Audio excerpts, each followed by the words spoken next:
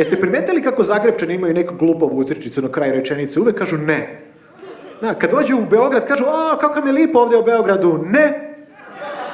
Znaš, što to rade? Jebote, nas zajebava ili u čemu je fora? Znaš, kao da pričaš s jednom osobom koja će nešto da kaže, ova druga hoće da je opovrgne, znaš, i ti si iz Beograda, jel da? Ne. Skoro mi je jedna Zagrebčanka rekla, čula sam da imate dobre komičare u Beogradu. Ne. A rekao, jebe mene ova 100%. Možete misliti kakav problem sa samopouznanjem imaju njihovi muškarci, kak je veliki. Ne.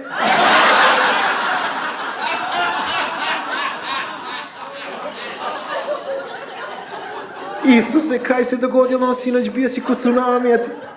Ne. I uvek zovu Isusa u toku seksa. Isuse. Da li postoji pogrešnija osoba za zvati u toku seksa?